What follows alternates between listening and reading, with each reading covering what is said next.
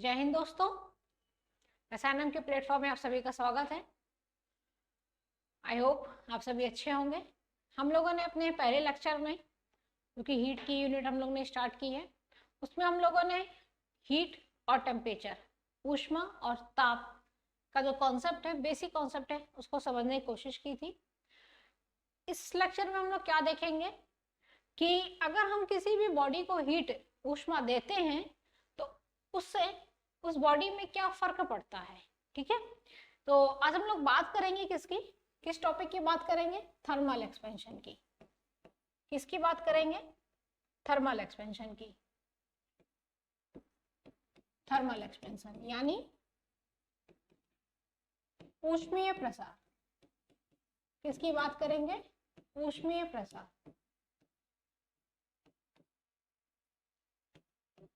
ठीक है, यानी अगर हम किसी भी बॉडी को हीट देते हैं तो हीट देने से उस बॉडी में क्या फर्क होगा, उसको हम लोग कहाँ देखते हैं? थर्मल एक्सपेंशन में देखते हैं। ठीक है, ये थर्मल एक्सपेंशन तीन तरीके से हो सकते हैं। कौन कौन से हो सकते हैं? तीन प्रकार के होते हैं ये थर्मल एक्सपेंशन। बात करें, पहला होता है लीनियर एक्सपेंशन, जिसको हम लोग बोलते हैं रेखीय प्रसार। एक एक करके सबको पढ़ेंगे बहुत डिटेल में, ठीक है, क्योंकि इससे क्वेश्चन आपके यहाँ पूछा जाता है। दूसरा होता है सुपरफिशियल या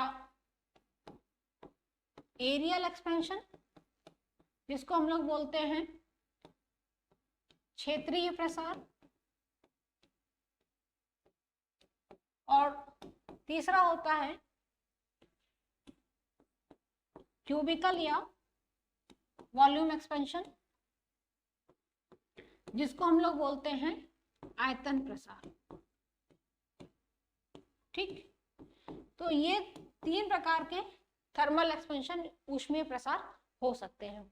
आगे इसमें बात करें तो ये जो थर्मल एक्सपेंशन होता है, ये सॉलिड में भी होगा, लिक्विड में भी होगा और गैस में भी होगा। ठीक है, थर्मल एक्सपेंशन सॉलिड में भी हो सकता है, मतलब अगर हमने कोई सॉलिड बॉडी को हीट दी तो उसमें भी एक्सपेंशन होगा।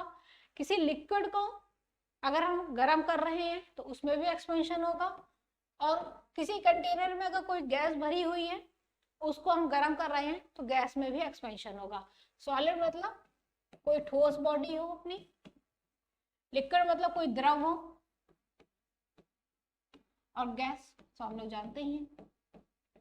एक इम्पोर्टेंट पॉइंट होता है, अगर सॉलिड में, अगर बॉडी अपनी सॉलिड है और उस बॉडी को अगर हम हीट, ऊष्मा दे रहे हैं तो उसमें तीनों प्रकार के एक्सपेंशन देखने को मिलते हैं। कौन से? लीनियर, एरियल और वॉल्यूम।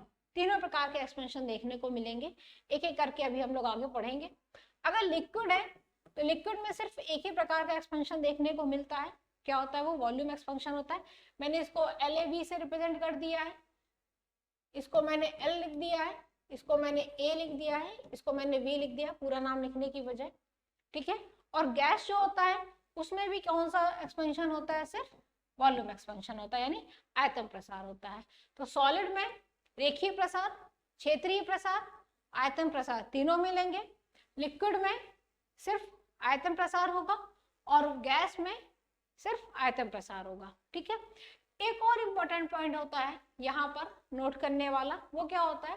जो सॉलिड होता है ना, इसमें जो थर्मल एक्सपेंशन होता है, चाहे वो रेखीय प्रसार हो, एरियल, चाहे क्षेत्रीय प्रसार हो, चाहे आयतन प्रसार हो, चाहे लीनियर एक्सपेंशन हो, चाहे एरियल एक्सपेंशन हो, चाहे वॉल्यूम एक्सपेंशन हो, सॉलिड में जितने भी प्रकार के जो थर्मल एक्सपेंशन होते हैं, उसमें प्रसार होते हैं, ये क्या होते हैं? इसकी वैल्यू को अगर हम गैस के साथ में कंपेयर करें तो सॉलिड में थर्मल एक्सपेंशन जो होता है वो क्या होता है? लो होता है।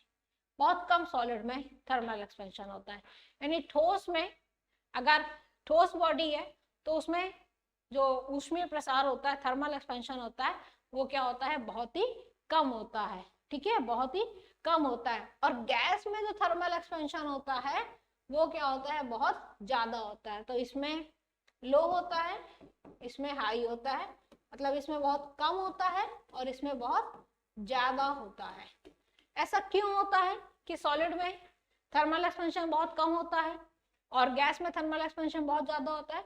उसके पीछे का रीजन क्या है कि जो सॉलिड बॉडी होती है ना, तो सॉलिड बॉडी में इंटरमॉलिक्यूलर जो फोर्स होता है मॉलिक्यूल्स के बीच का, मॉलिक्यूल्स के बीच का जो इंटर मॉलिक्यूलर जो फोर्स होता है वो क्या होता है, बहुत ज्यादा होता है। क्या होता है, बहुत ज्यादा होता है, बहुत ज्यादा होता है। इंटरमॉलिक्यूलर फोर्स का मतलब क्या होता है, आणविक बल, है ना। आणविक बल जो होता है,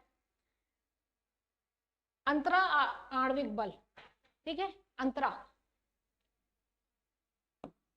दो प्रकार के होते हैं ना, एक होता है इंटर, एक होता है इंट्रा। तो अंतरा आणविक बल जो होता है सॉलिड में वो क्या होता है, बहुत ज्यादा होता है, ठीक है, बहुत ज्यादा होता है।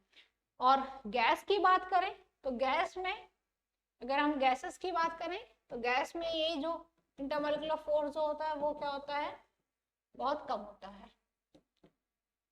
फोर्स क्या होता है, बहुत कम होता है, लो होता है, जिसकी वजह से जो ठोस होता है, अगर सॉलिड बॉडी है उसको अगर आप गर्म कर रहे हो, हीट दे रहे हो, तो उसमें एक्सपेंशन ज्यादा नहीं होगा, क्योंकि वो मॉलिक्यूल्स क्या होते हैं, आपस में सब टाइटली बाउंड होते हैं एक दूसरे से, है ना, टाइट होते हैं। उनको हिला पाना, तोड़ पाना, दूर कर पाना इतना आसान नहीं होता है।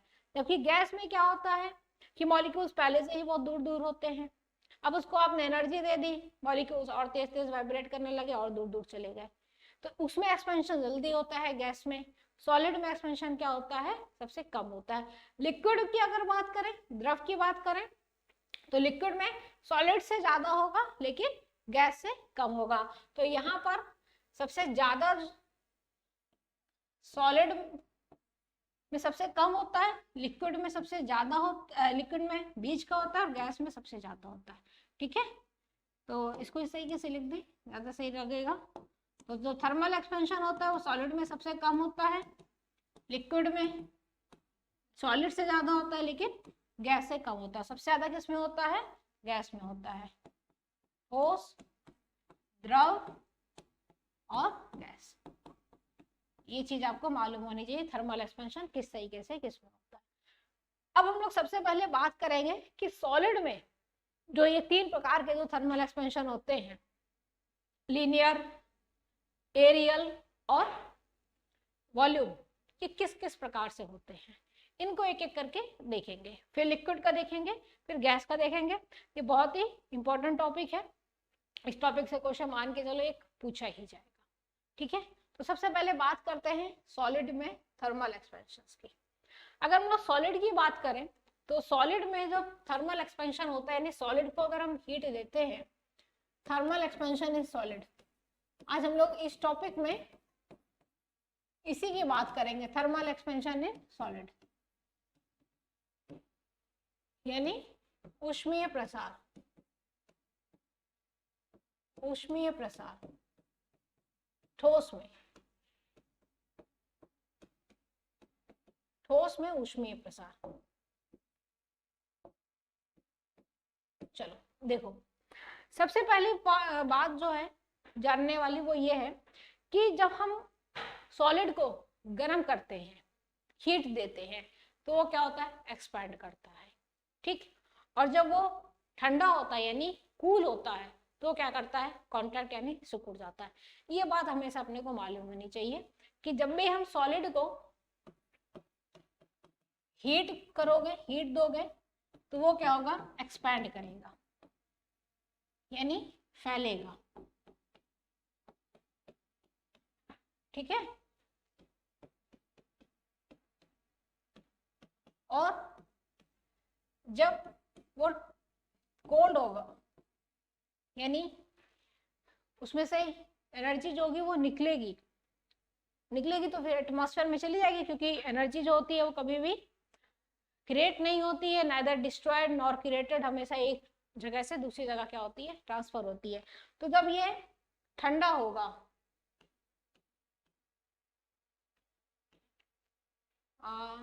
उसको ऐसे लिख दें कि हीट दोगे, ऊष्मा दोगे तो वो एक्सपैंड करेगा यानी फैलेगा, प्रसार होगा उसमें। एक्सपैंड को इसको ऐसे लिख दो, प्रसार होगा, ठीक है। और जब वो ठंडा होगा, ठंडा होगा यानी कूल होगा, तो वो क्या करेगा, कॉन्ट्रैक्ट करेगा यानी सिकुड़ जाएगा, सिकुड़न आएगी उसमें। ये बात हमेशा अपने को याद रखनी होगी कि सॉलिड हीट देने पर एक्सपैंड होता है और कूल करने पर, ठंडा करने पर कॉन्ट्रैक्ट होता है, ठीक है। तो सॉलिड में तीनों प्रकार के ये एक्सपेंशन देखने को मिलते हैं। पहला एक्सपेंशन क्या होता है अपना, लीनियर एक्सपेंशन, जिसको हम लोग क्या बोलते हैं, रेखीय प्रसार। अगर इस लीनियर एक्सपेंशन की अगर हम लोग बात करें तो लीनियर एक्सपेंशन पहली चीज है कि कहाँ देखने को मिलता है, वन डायमेंशन में ही होता है। वन डायमेंशन का मतलब क्या है, यहाँ पर मतलब सिर्फ लंबाई में ही देखने को अपने को ये मिलेगा, लेंथ में, लंबाई मतलब सिर्फ लेंथ में ही, लेंथ की डायरेक्शन में, लंबाई की दिशा में, लंबाई की दिशा में, ठीक है, डायरेक्शन ऑफ लेंथ, लेंथ की डायरेक्शन में सिर्फ आप अगर प्रसार हो रहा है, एक्सपेंशन हो रहा है लेंथ की डायरेक्शन में, मतलब एक ही डायरेक्शन में। अगर ये कोई मानो ये रॉड है, उसको हम गर्म कर रहे हैं तो ये ऐसे बढ़ रही है, एक ही डायरेक्शन में अगर बढ़ रही है तो हम कहेंगे कि ये क्या है, रेखीय प्रसार या लीनियर एक्सपेंशन है, ठीक है। क्लियर ये बात, लेंथ की डायरेक्शन में अगर सिर्फ प्रसार हो रहा है, एक्सपेंशन हो रहा है। तो इसके एग्जांपल्स अगर हम देखें, अगर इसके एग्जांपल्स देखें तो हम कह सकते हैं कि रॉड, जिसको हम लोग क्या कहते हैं, छड़। जैसे कि मान लो कि ये कोई रॉड है, ठीक, इस रॉड की लेंथ हमने कहा कि L है, इस रॉड की पहले लेंथ कितनी थी, L थी। हमने क्या किया, इसको गर्म किया। इसको गर्म करने से क्या होगा, इसको हम यहाँ गर्म कर रहे हैं, गर्म करने से क्या होगा कि इसकी जो रॉड जो होगी वो क्या होगी, उसके मॉलिक्यूल्स होंगे वो क्या होंगे, दूर जाएंगे, थोड़े से दूर जाएंगे एक दूसरे से। हल्का सा जो उनका इंटरमोलिकुलर फोर्स ऑफ अट्रैक्शन है वो हल्का सा टूटेगा, मॉलिक्यूल्स हल्के से दूर जाएंगे, बहुत ज्यादा दूर नहीं जाएंगे, बहुत कम ही दूर जाएंगे, लेकिन थोड़ा हल्के से दूर जाएंगे, जिसकी वजह से एक हल्का सा इसमें क्या होगा, लेंथ में ही इसका इंक्रीज हो जाएगा। इसको हम लोग बोल देते हैं इंक्रीज इन लेंथ, ठीक है। तो इस तरीके से इसको थोड़ा सा ऐसे दिखा दें, ये क्या है, फ्लेम है, आग, गरम कर रहे हो तुम इसे, हीट दे रहे हैं इसको, ठीक है। तो इस तरीके से लीनियर एक्सपेंशन होता है सॉलिड में। एक और इसका एक इंपॉर्टेंट एग्जांपल होता है, वो क्या होता है, रेल, रेल्स यानी रेल की पटरियां, रेल की पटरी, रेल की पटरी।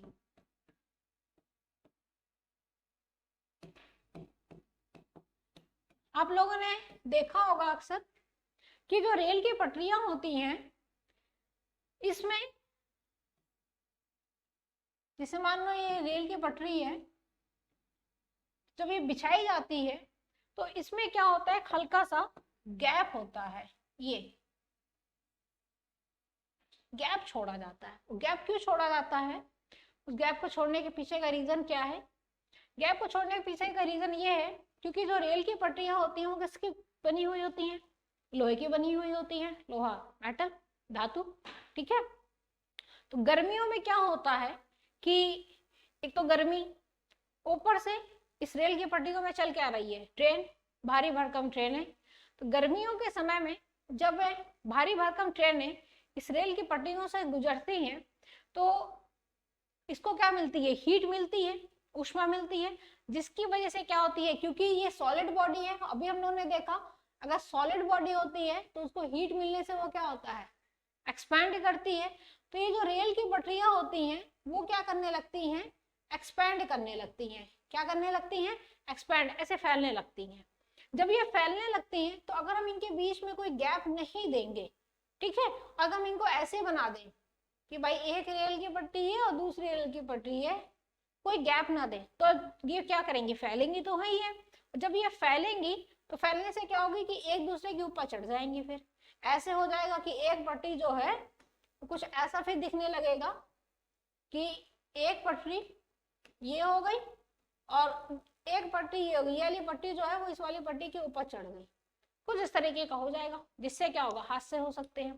तो इसीलिए जब रेल की पटरियां बिछाई जाती हैं तो उनके बीच में एक हल्का सा गैप रख दिया जाता है, ताकि जब ये गर्मियों में फैले तो इनको फैलने की जगह मिल सके। ठीक, अब दूसरा क्वेश्चन ये उठता है कि अगर इनके बीच में गैप रख दिया गया और पटरियां इसके ऊपर से रेल ट्रेन निकली तो भाई गैप है तो भी हादसा हो जाएगा। तो क्या किया जाता है कि इन जो रेल की पटरियां जो होती हैं इनको यहाँ पर इनके बीच में गैप तो रखा जाता है, लेकिन इनको एक चीज से जोड़ दिया जाता है। वो क्या चीज होती है, इसको जोड़ दिया जाता है फिश प्लेट से।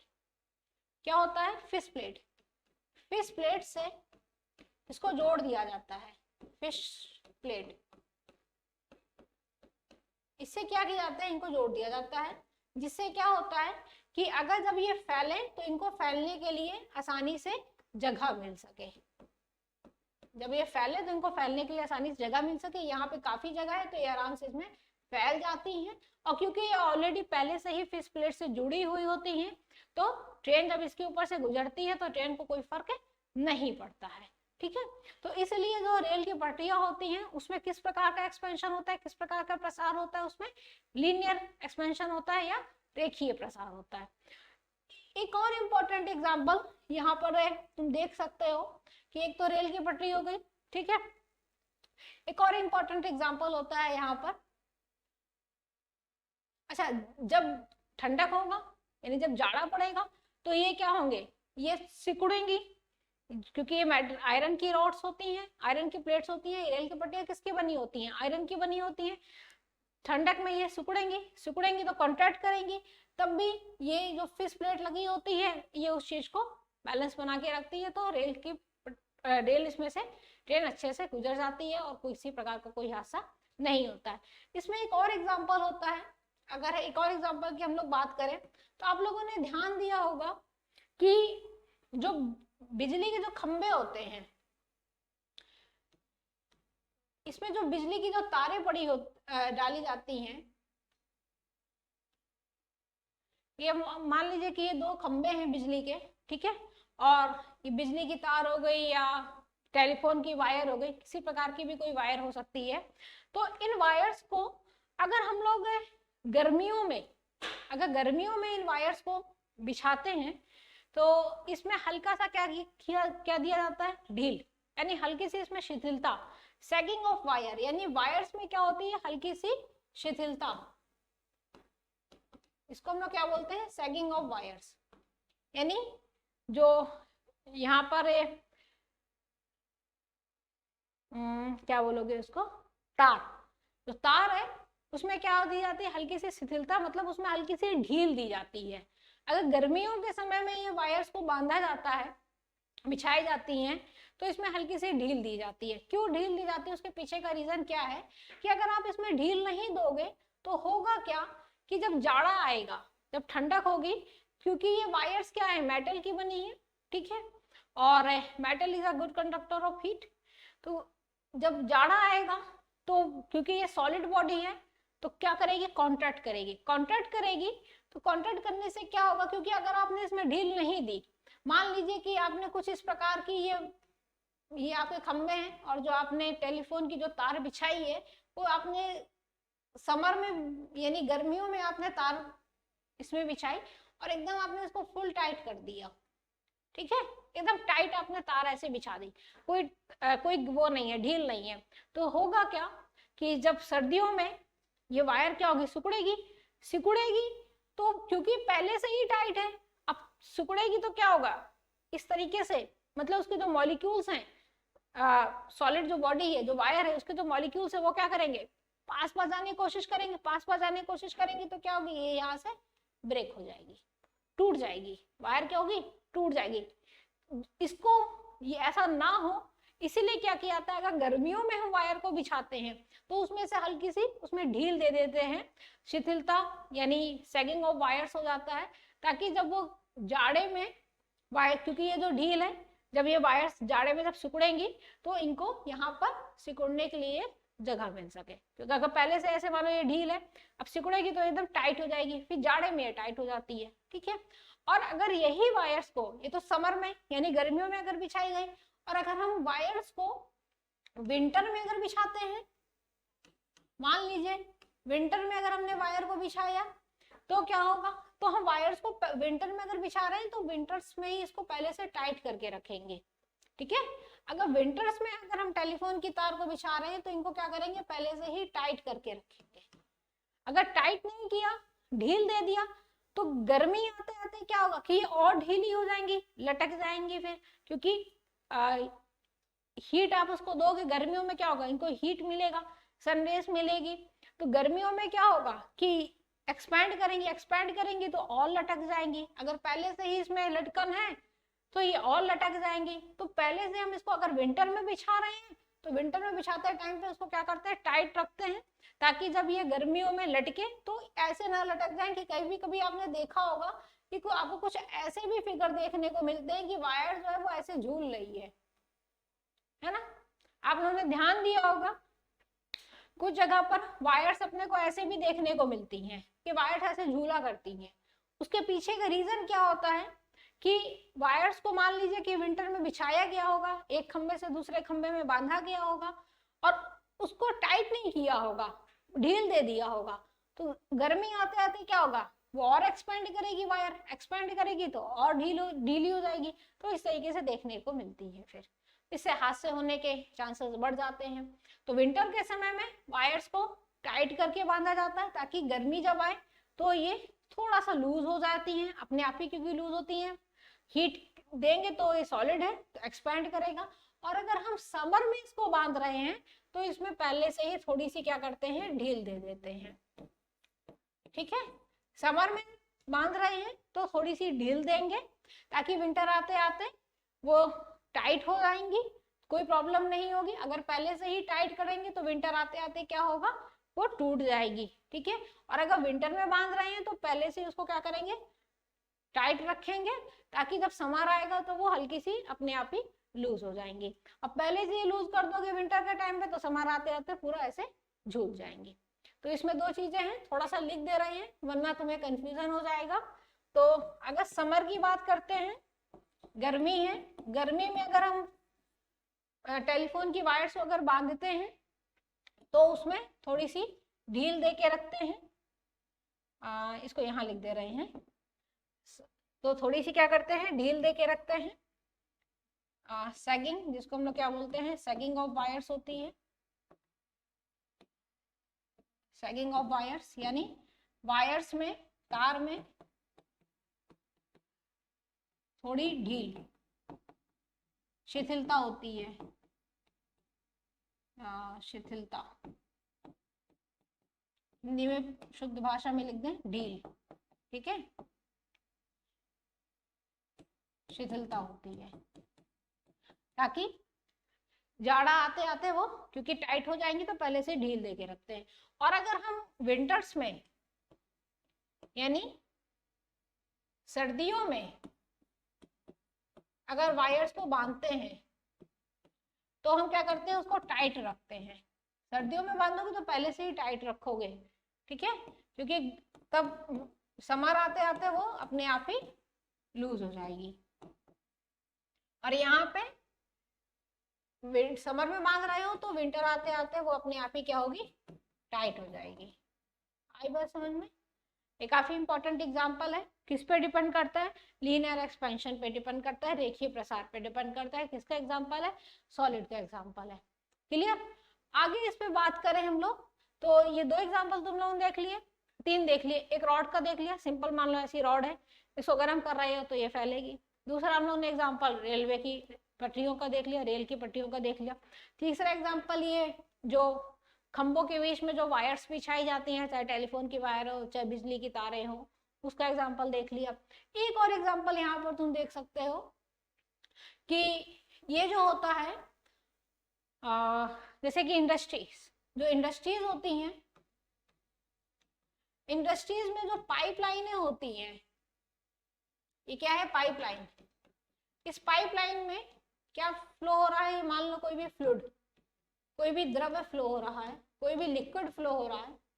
तो ये लिक्विड क्या होता है, जब गर्म होता है, क्योंकि भाई इंडस्ट्रीज है तो इंडस्ट्रीज में गर्म लिक्विड, मान लो कि इस पाइपलाइन में अगर फ्लो हो रहा है, तो गर्म लिक्विड फ्लो होने की वजह से क्या होगा, ये एक्सपैंड करेंगी। ये जो पाइपलाइन है ये क्या होगी, ये एक्सपैंड करेगी, क्योंकि अब हमने देखा कि जो सॉलिड होता है उसको अगर हीट दोगे तो क्या होगा, एक्सपेंशन होगा, तो एक्सपैंड करेंगी, फैलेंगी, ठीक है। और अगर मान लो कि ये जो तुम्हारा फ्लूइड, जो भी लिक्विड इसमें फ्लो हो रहा है, जो भी द्रव इसमें फ्लो हो रहा है, अगर मान लो उसका टेम्परेचर बहुत कम है, तो उसकी वजह से क्या होगा कि जो पाइपलाइन है इसमें भी फर्क पड़ेगा। ये क्या होगी, सिकुड़ेगी, तो सिकुड़ेगी या फैलेगी, तो उसकी वजह से क्या होगा, पूरी की पूरी ये के मान लो कि ऐसे पूरी मशीनों से ऐसे बनी हुई है, तो उससे क्या होगा, पूरे सिस्टम में दिक्कत आ जाएगी।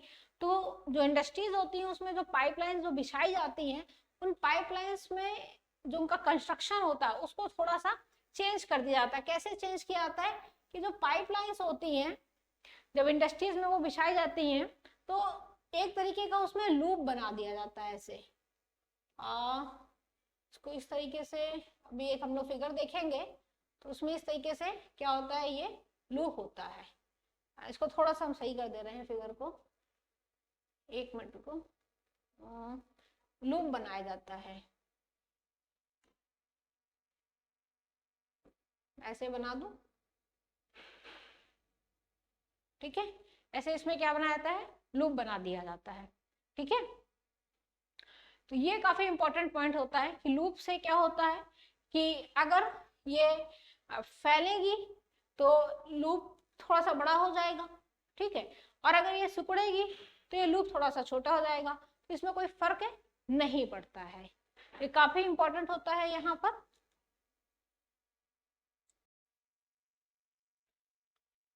ये लूप की वजह से क्या होता है कि लूप अपने आप बड़ा हो जाता है या लूप छोटा हो जाता है, ठीक है, तो उससे ये पाइपलाइंस होती हैं ये नहीं फटती हैं। तो ये काफी इंपॉर्टेंट होता है कि इंडस्ट्रीज में जो भी पाइपलाइंस होती हैं उसमें इस तरीके से लूप बना दिया जाता है, ठीक है, क्योंकि ये पाइपलाइंस होती हैं वो सारी मेटल्स की बनी होती हैं।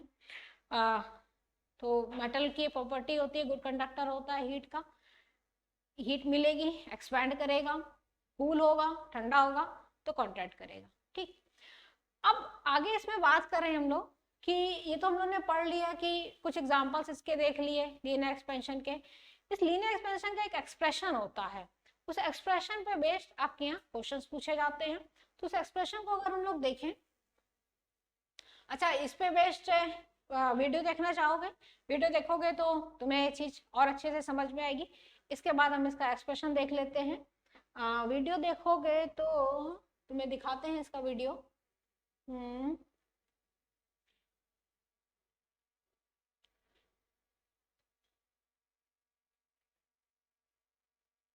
देखो ये चीज हम लोग बताई थी ना कि जो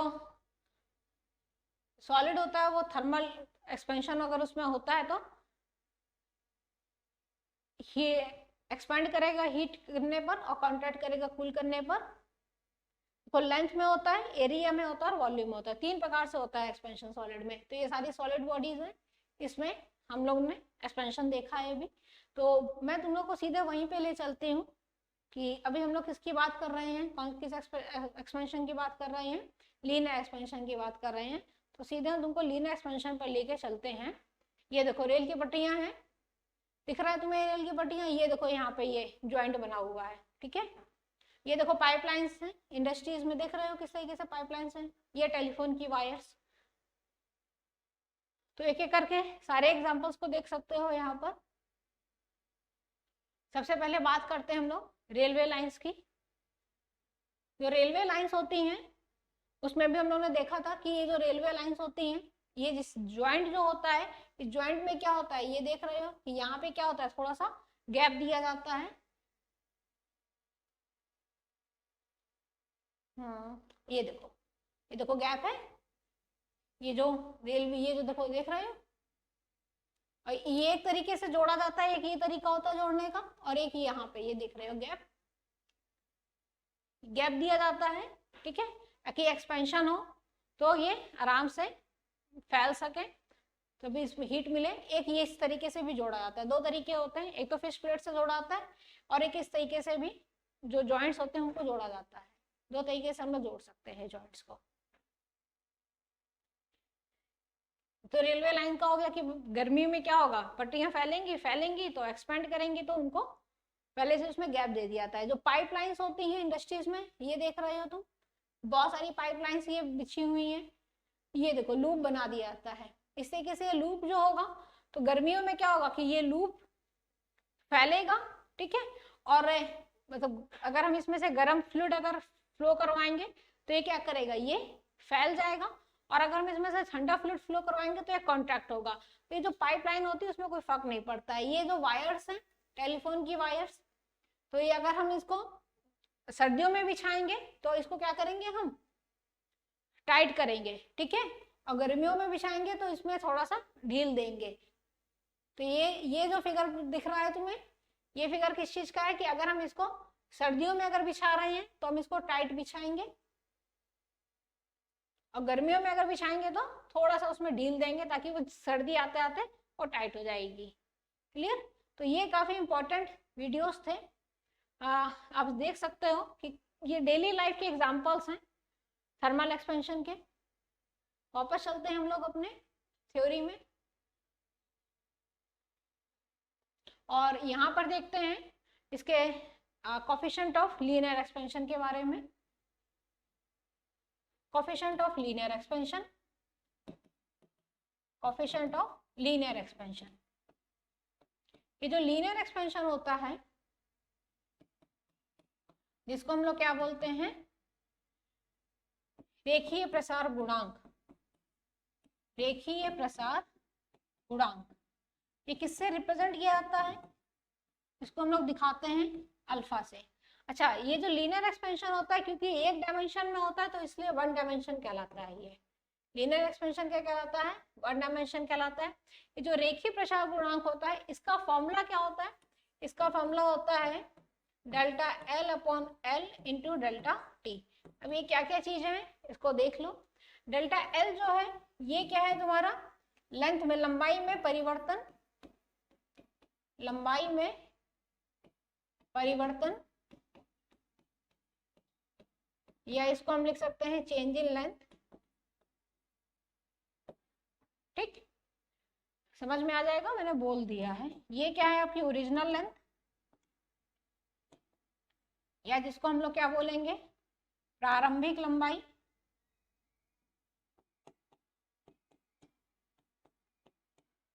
प्रारंभिक लंबाई, और ये क्या है चेंज इन टेम्परेचर, टेम्परेचर में चेंज, चेंज इन टेम्परेचर, या इसको हम लोग क्या बोलेंगे ताप में परिवर्तन।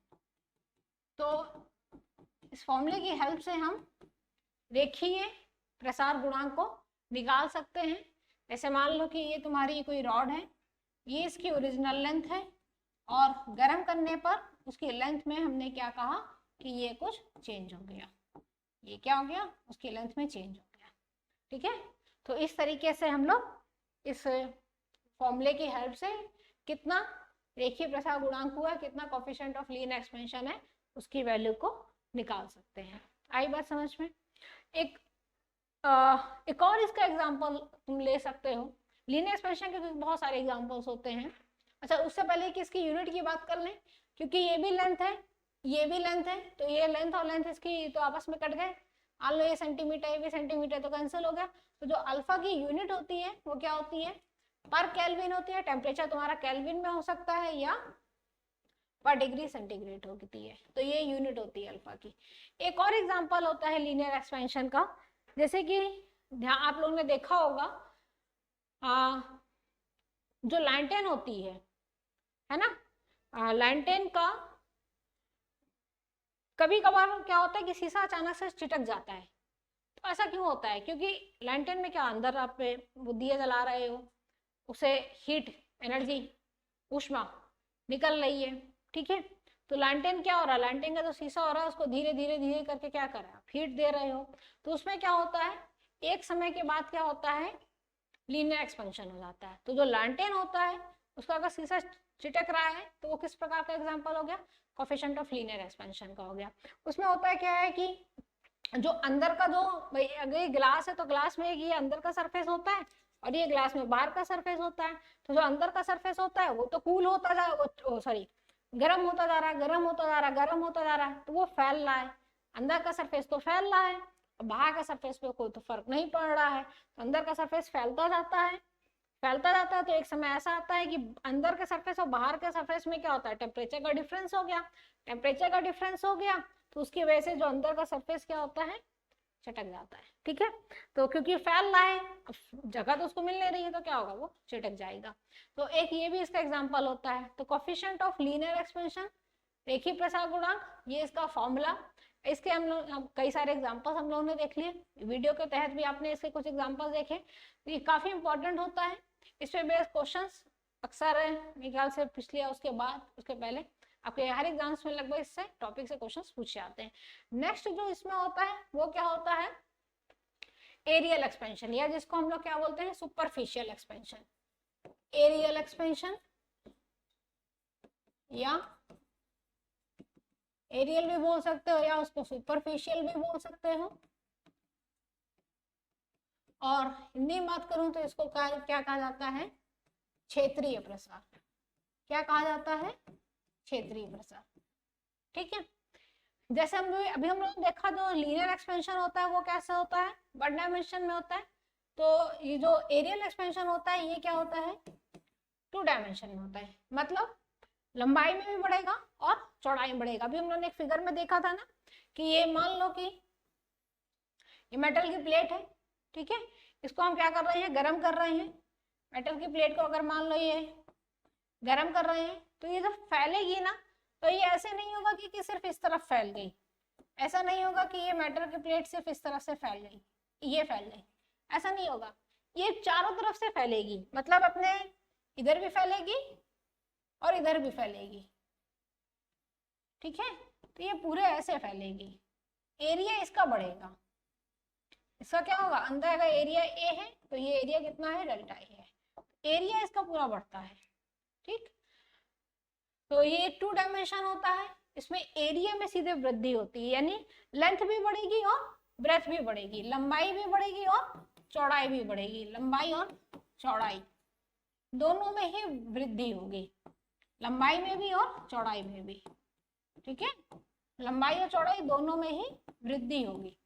ऐसा नहीं होगा कि सिर्फ लंबाई में बढ़ जाएगा, ऐसे बढ़ेगा पूरा, लेंथ में भी और ब्रेथ में भी, पूरा एरिया बढ़ेगा बॉडी का, इसलिए 2 डायमेंशनल होता है एरियल एक्सपेंशन। जैसे कि इस पे अगर हम लोग एग्जांपल की बात करें,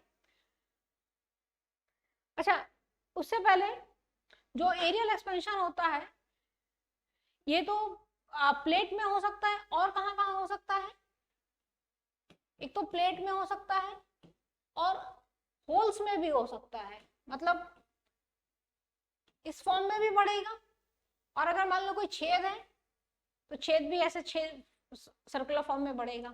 ठीक है, तो जैसे मान लो कि कोई एक, इसी का एग्जांपल ले, यही वाली बात करें अगर हम, इसमें अगर मान लो कि अंदर यहाँ पे कोई एक होल है, अब इसको हम गर्म कर रहे हैं, गर्म करने से क्या होगा कि ये प्लेट का जो एरिया है वो तो बढ़ेगा ही बढ़ेगा, और साथ में क्या होगा, इसको मैं इस फिगर से इस कलर से दिखा देती हूँ, साथ में क्या होगा कि ये जो इसका होल है ना, छिद्र, ये भी बढ़ेगा।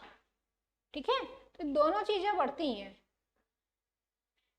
होल मतलब छिद्र ये भी बढ़ेगा, और प्लेट मतलब जो चादर है वो भी बढ़ेगी, दोनों चीजें बढ़ेंगी।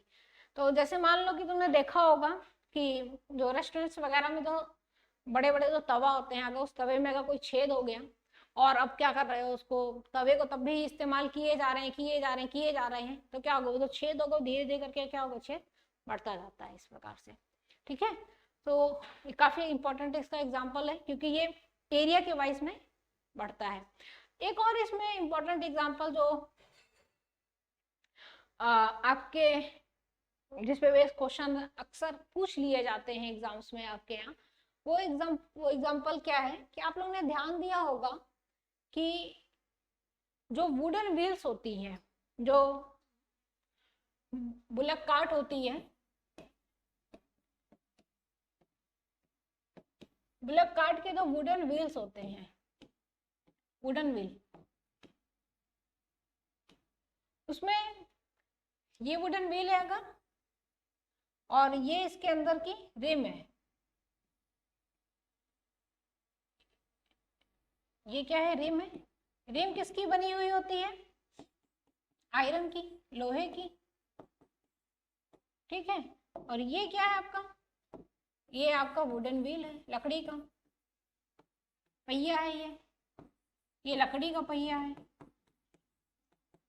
वुडन व्हील में, लकड़ी के पहिए में इस रिम को फिट करने का एक तरीका होता है, और उस तरीके में ये जो क्षेत्रीय प्रसार या एरियल एक्सपेंशन जो होता है वो काम आता है। कैसे काम आता है उसको देखने के लिए चलो पहले समझा देते हैं, फिर तुमको एक वीडियो दिखाएंगे, उस वीडियो से तुम्हें और अच्छी तरीके से वो क्लियरिटी आएगी।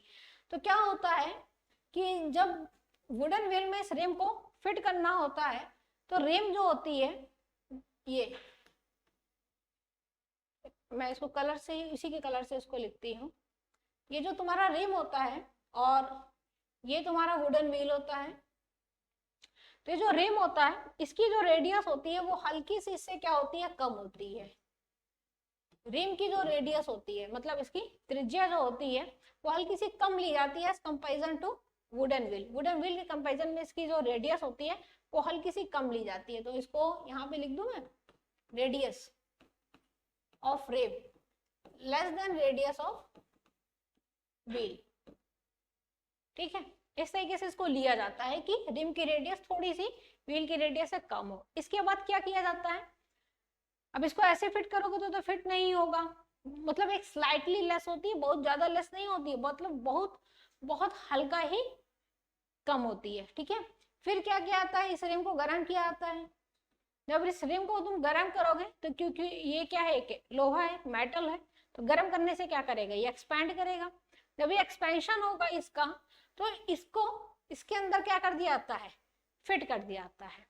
हल्का सा ये एक्सपैंड करेगा, एक्सपैंड करेगा तो थोड़ा सा लूज टाइप का रहेगा, उस टाइम पे इसको इस व्हील के अंदर क्या कर दिया जाता है, फिट कर दिया जाता है।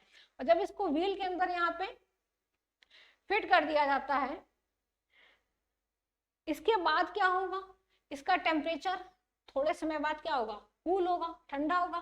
और जब ठंडा होगा तो ये अपने ओरिजिनल साइज में आ जाएगा, और ये फिर इस लकड़ी के पहिए में बहुत अच्छी तरीके से फिट हो जाता है, ठीक है।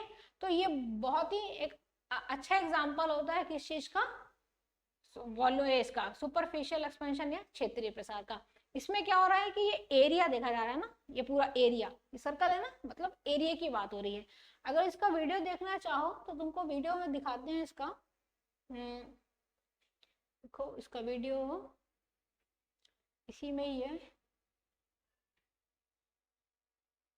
देखो तुम्हें दिखा रहे हैं इसका वीडियो, देखो ये यही है ना, ये देखो दिख रहा होगा वीडियो में तुम्हें, बुलक कार्ट है, बुलक कार्ट का ये जो कार्ट व्हील होता है ना, ये ठीक है।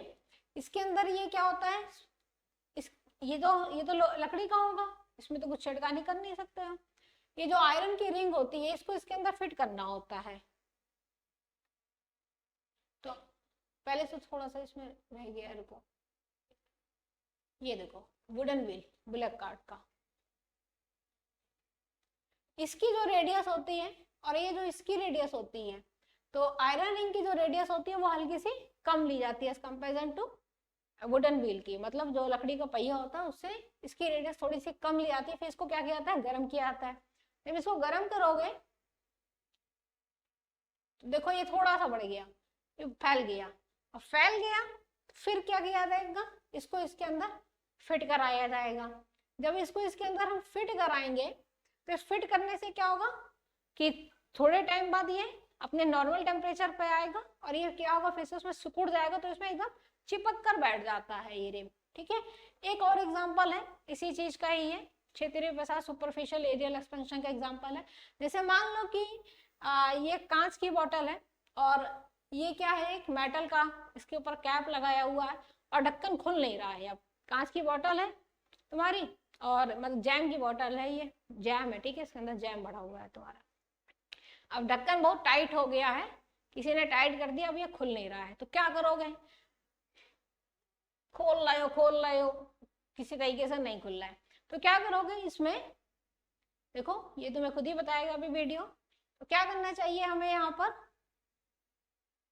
चलो भाई ये देखो गर्म पानी डाल दो, गर्म पानी लो, इसके ऊपर से ऐसे गर्म पानी ऊपर से ढक्कन से डाल दो, ऊपर से ही पूरा फ्लो करते हुए पानी जो है वो नीचे की तरफ आ गया, ठीक है। और जब गर्म पानी डालोगे इस ढक्कन पर तो आप क्या कर रहे हो, उसको हीट दे रहे हो। हीट देने से, क्योंकि ये मेटल का कैप है, मेटल का कैप है तो हीट मिलने से क्या होगा, एक्सपैंड करेगा, फैल जाएगा। कैसा फैलेगा, एरिया में फैलेगा, इसलिए ये एरियल एक्सपेंशन का एग्जांपल है, ठीक है। एरिया में फैल जाएगा, फैलेगा तो लूज हो जाएगा, लूज हो जाएगा तो आसानी से खुल जाएगा, देख सकते हो अभी देखो फैल गया, और फैल गया तो ये आसानी से खुल गया, ठीक है। तो ये किस चीज का एग्जांपल है, ये एग्जांपल है आपका एरियल एक्सपेंशन का। तो आपको एग्जांपल जो है वो उसी फॉर्म में याद होने चाहिए, पता होने चाहिए कि ये एरियल एक्सपेंशन हो रहा है, कि लीनियर एक्सपेंशन हो रहा है, कि वॉल्यूम एक्सपेंशन हो रहा है, ठीक है। तो एरियल एक्सपेंशन के आप लोगों ने एग्जांपल देख लिया, मैं जो यहाँ पे लिखने की जरूरत नहीं है, दोनों एग्जांपल्स आपने यहाँ पर देख लिए।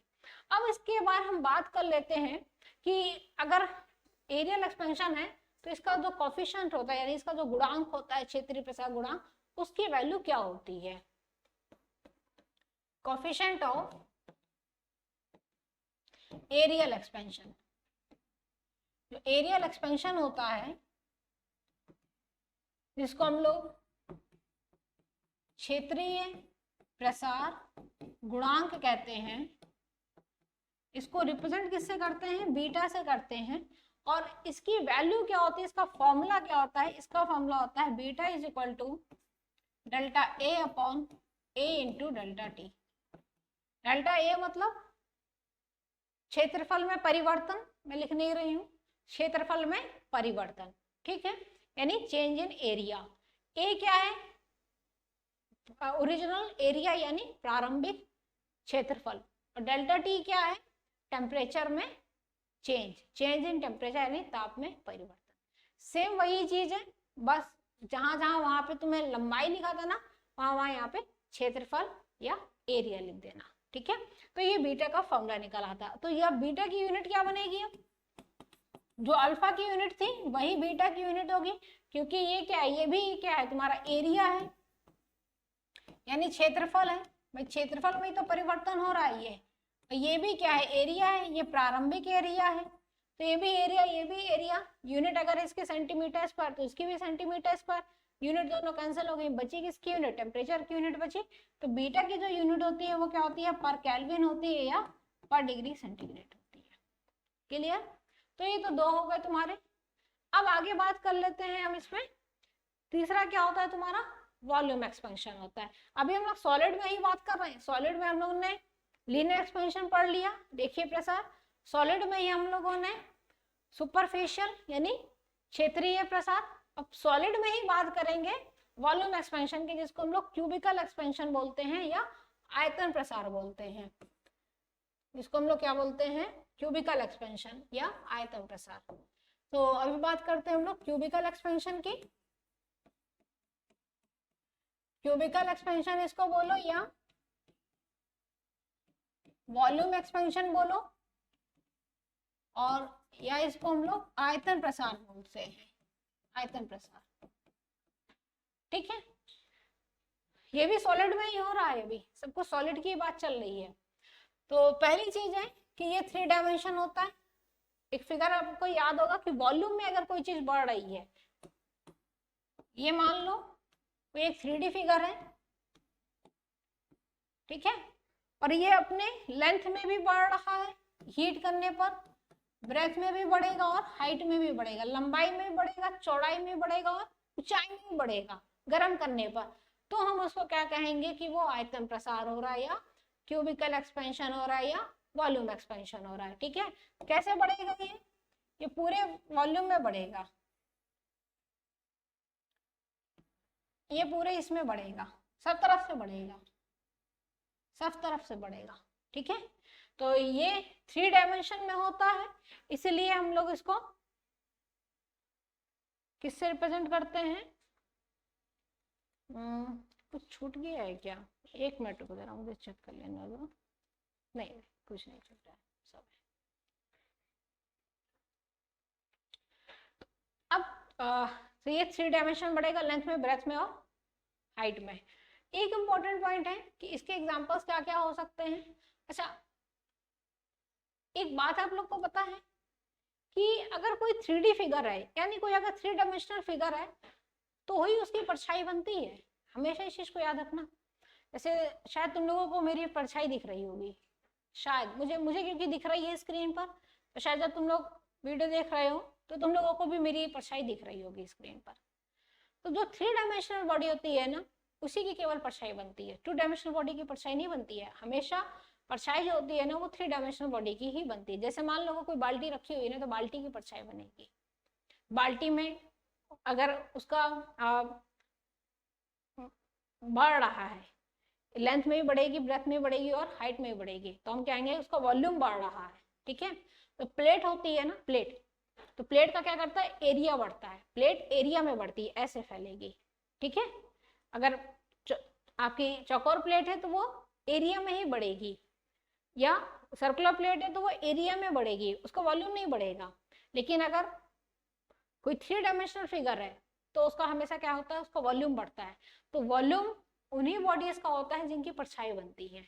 यानी जो जिन बॉडीज की परछाई बनती है वो कैसी बॉडीज होती है? 3 डायमेंशनल बॉडीज होती हैं। तो जैसे कि मान लो अगर हमने बात की, हम कह रहे हैं कि कोई एक सॉलिड है, स्फेयर है, लोहे का गोला है, मान लो लोहे का गोला,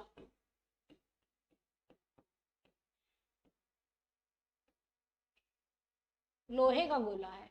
ठीक है, तो लोहा होता है ना, उसका गोला किसी को फेंक के मार दो तो उसकी खोपड़ी फट जाए क्या? तो लोहे का जो गोला होता है, अगर उसको गर्म करोगे तो वो कैसे बढ़ेगा? वो अपने वॉल्यूम में बढ़ेगा, अपने आयतन में बढ़ेगा।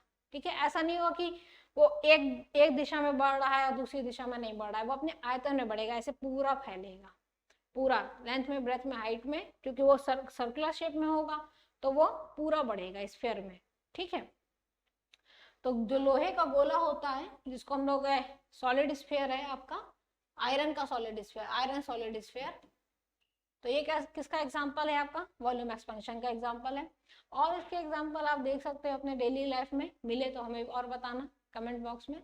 और इसके क्या क्या एग्जांपल्स हो सकते हैं अपने, मतलब कोई भी बॉडी जो कि 3 डायमेंशनल है, अगर आप उसको गर्म करोगे तो वो किस तरीके से बढ़ेगी? आयतन में, यानी वॉल्यूम में बढ़ेगी। ठीक है, क्योंकि ये 3 डायमेंशनल है तो लेंथ, ब्रेथ, हाइट तीनों में बढ़ती है।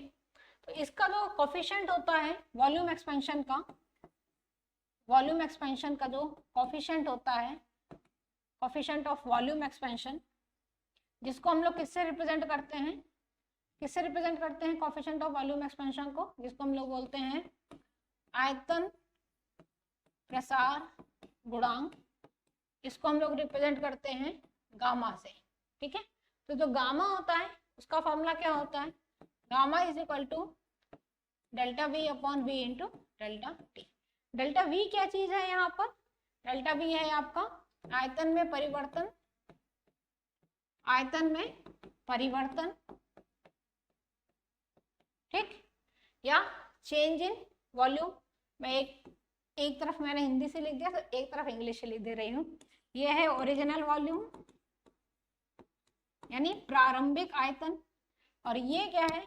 अब ये भाई ये मत कहना कि इधर हिंदी लिखा है तो इधर इंग्लिश लिख दिया, अब यहाँ बांग्ला लिख दो। ठीक है, अब जो मर्जी होगी तो लिख दे रही हूँ।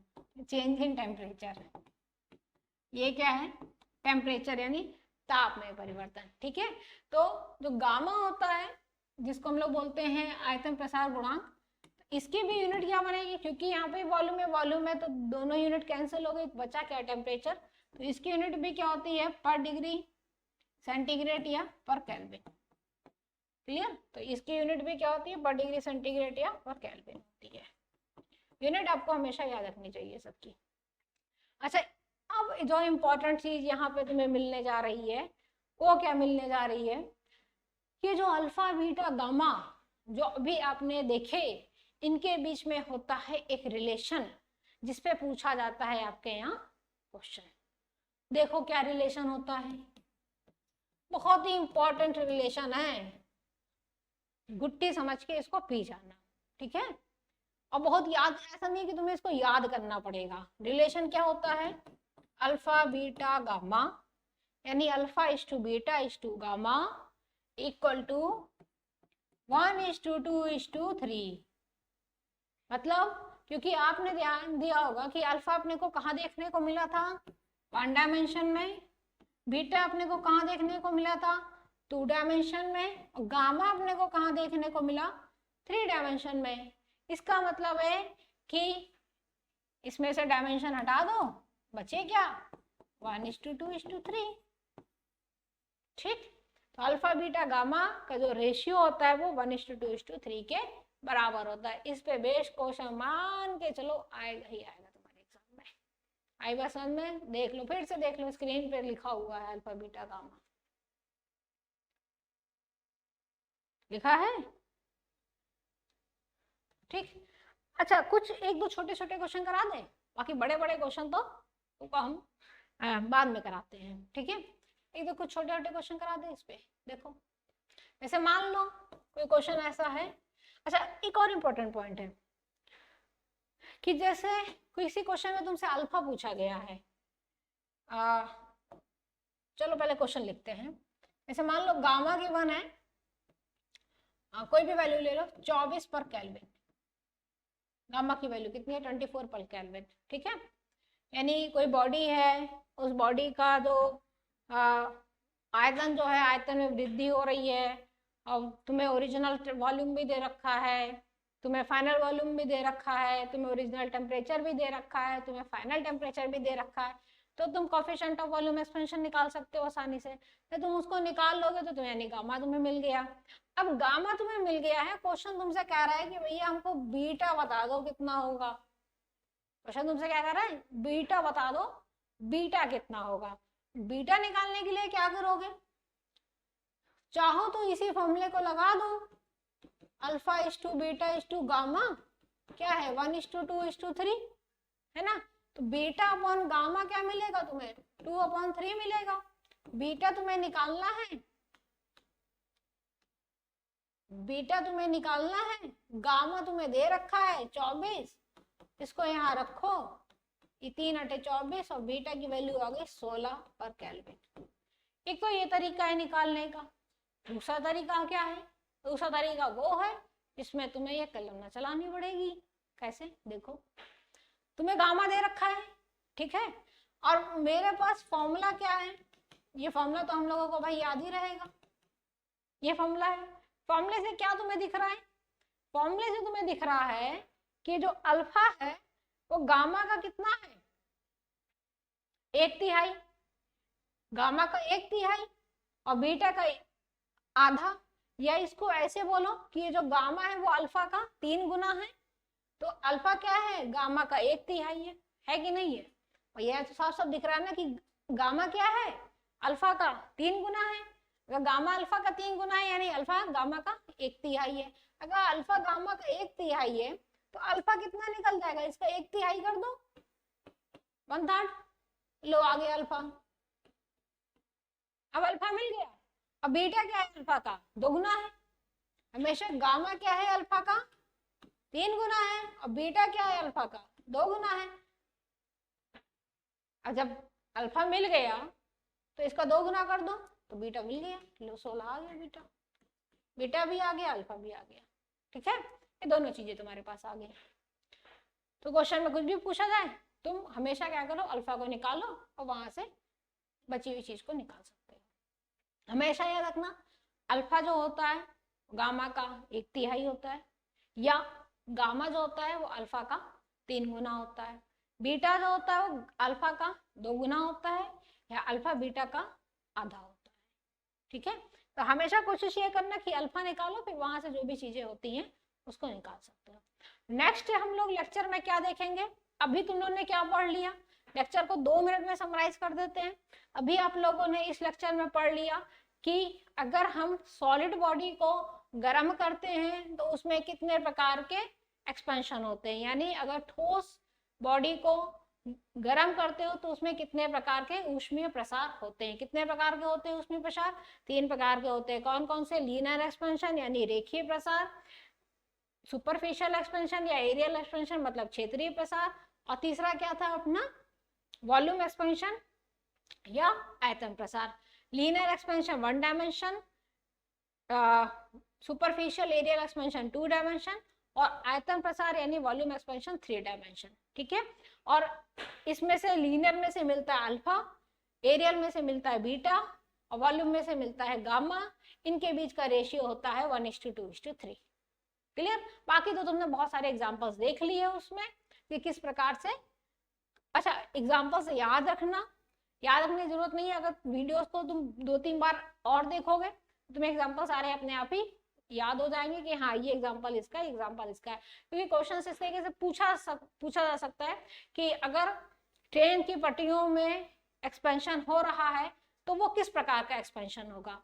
लीनियर होगा, सुपरफिशियल होगा या वॉल्यूम होगा, रेखीय होगा, क्षेत्रीय होगा या आयतन होगा, या इसमें से कोई नहीं होगा, या इसमें से सभी होंगे। ऐसा चौथा ऑप्शन बन जाएगा। ठीक है, तो वो तुम्हें मालूम होना चाहिए कि किस प्रकार का प्रसार उसमें हो रहा है। केबल की जो तारे हैं उसमें किस प्रकार का प्रसार होता है ये मालूम होना चाहिए। लकड़ी का जो पहिया होता है, लकड़ी का जो पहिया होता है उसमें जो रिम फिट की जाती है उसमें किस प्रकार का प्रसार होता है। लोहे का गोला है तो उसमें किस प्रकार का प्रसार होगा, अल्फा वाला होगा कि बीटा वाला होगा कि गामा वाला होगा। ये सारी चीजें आपको पता होनी चाहिए। इस पे क्वेश्चन जो होता है वो सीधा स्ट्रेट फॉरवर्ड क्वेश्चन होता है, उसमें ज्यादा कुछ सोचने की जरूरत नहीं होती, सीधा टिक मारो आंसर तुम्हारा। ठीक है, नेक्स्ट लेक्चर में हम लोग क्या देखेंगे? नेक्स्ट लेक्चर में देखेंगे कि अगर लिक्विड है और लिक्विड को अगर गर्म कर रहे हैं तो उसमें किस प्रकार का प्रसार होता है। वो तो हम लोगों ने देख लिया कि उसमें वॉल्यूम एक्सपेंशन नहीं होता है, लिक्विड में सॉलिड नहीं होगा, ये लीनियर एक्सपेंशन नहीं होगा, और क्या बोलते हैं एरियल एक्सपेंशन भी नहीं होगा, सिर्फ उसमें वॉल्यूम एक्सपेंशन होगा, लिक्विड में भी और गैस में भी। क्यों होता है थोड़ा सा जान लो उसको, क्योंकि लिक्विड जो होता है वो किसी एक कंटेनर के अंदर होता है। ऐसा तो होता नहीं कि लिक्विड को ऐसे किसी ना किसी कंटेनर में रखोगे ना, अपने हाथ में तो लेके नहीं लिक्विड को गर्म करोगे, हाथ में भी तो हाथ तुम्हारा कंटेनर बन गया। ठीक है, तो लिक्विड किसी कंटेनर के अंदर होता है, लिक्विड किसी कंटेनर के अंदर होता है, इसका मतलब है कंटेनर क्या होता है? 3 डायमेंशनल बॉडी होती है। तो लिक्विड में हमेशा तुम्हें वॉल्यूम एक्सपेंशन ही मिलेगा। और गैस भी क्या होती है? किसी कंटेनर के अंदर होती है, गैस कंटेनर के अंदर होती है, मतलब गैस भी क्या होती है? 3 यानी गैस में भी किस प्रकार का एक्सपेंशन होता है? 3 डायमेंशनल यानी वॉल्यूम एक्सपेंशन यानी आयतन प्रसार होता है। ठीक है, तो नेक्स्ट लेक्चर में हम लोग उन दोनों चीजों को देखेंगे। उसमें तुम्हें बहुत ही इंपॉर्टेंट चीज, रोचक चीज एक तुम्हें मिलेगी, वो वहीं बताएंगे। ठीक, देखना तब आगे वाला वीडियो, तब तुम्हें मजा आएगा। चलो मिलते हैं नेक्स्ट लेक्चर में।